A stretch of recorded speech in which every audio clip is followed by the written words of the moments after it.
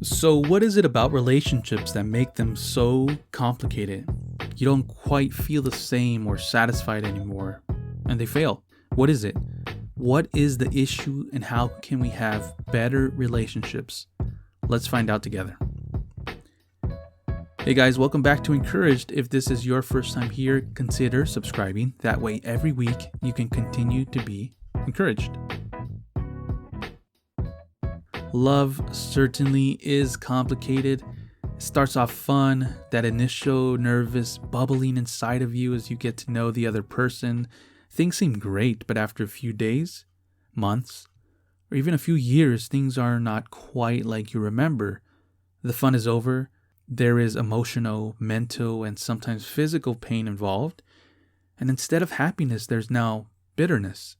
So many of us have gone through countless mistakes in our relationships, and I know a lot of people are struggling right now.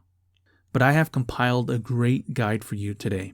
So, how can I have a better relationship? What do I need to look out for? Well, you've come to the right place.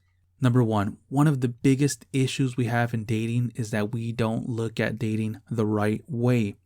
We look at dating the wrong way. Sadly, we never learned that dating should be purposeful, that the steps towards dating is made once you feel that you're ready to look for a spouse. Yes, I know that sounds a bit old, but stay with me on this one, okay?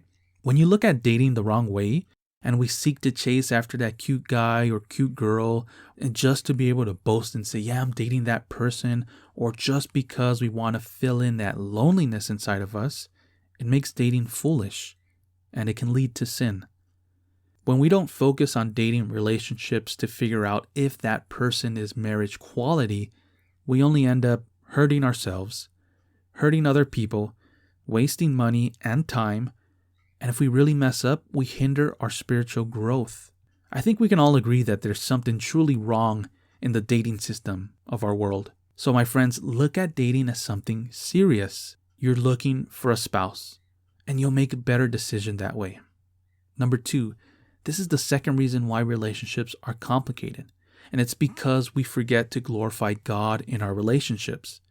1 Corinthians 10:31 says, "So whatever you eat or drink, or whatever you do, do it all for the glory of God."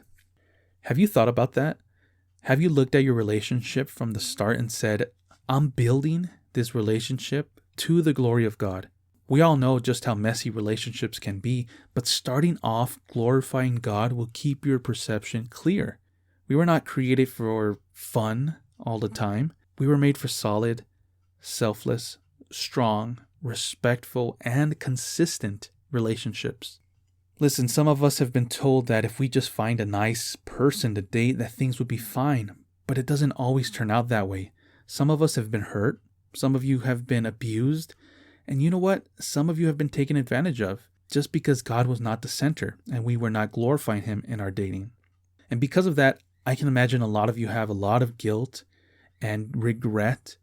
But to that I say that God can heal any pain in your heart and He can forgive you. And I've been praying for you that if you hear this today, that you have that understanding that God's grace and unconditional love will heal you and give you more confidence in dating. Number three, relationships get complicated because people settle. Don't settle. That's the biggest trap in relationships. We're used to thinking that because our imperfect parents made it, we'll be fine.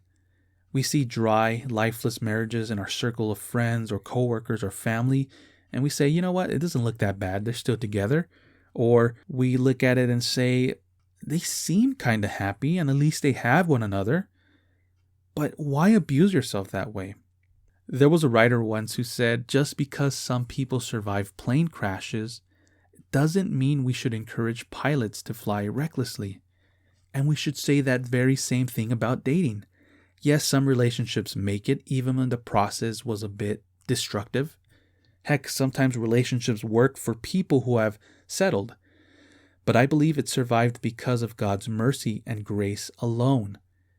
Yes, it's true that God can use any broken, unbiblical system of dating for good, but we have no reason to rely on that or think that we could and should keep using that system of dating.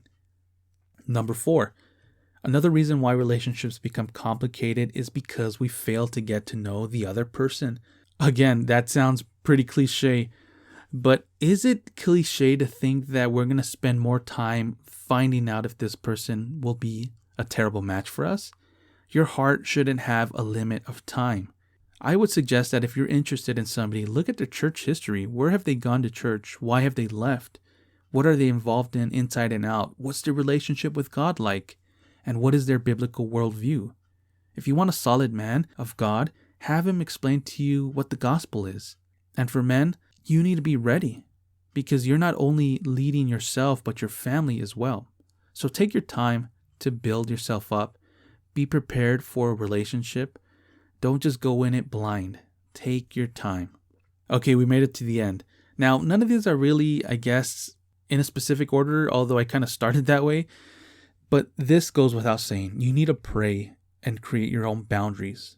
You are in charge of how far your relationship goes, just as much as the other person, but you cannot rely on that other person to create a safe boundary. If your relationship starts to go in an area where it's not supposed to go, you need to be clear that this cannot continue. For men, I say this: don't get upset when a woman says no. 1 Timothy 5:2, if you believe in the Lord, this applies to you. Treat older women as mothers and younger women as sisters with absolute purity. She's not your wife, so your relationship with her should be pure. Now, don't misunderstand me, guys. There is physical attraction involved in dating, and that is normal, but the place to enjoy that is in marriage. Now, everyone will have a different experience, but if you take all of this and apply it to your current or next relationship, you will save yourself a lot of heartache. Now, I hope this has encouraged you to be bold in your relationships. And you know what? I'll be praying for you guys. Thank you so much for hanging out with us. May God bless you and your family. Thanks again for joining us on Encourage. If this has blessed you in any way, please consider sharing this with a friend and subscribe if you haven't already. We'll see you next time. God bless.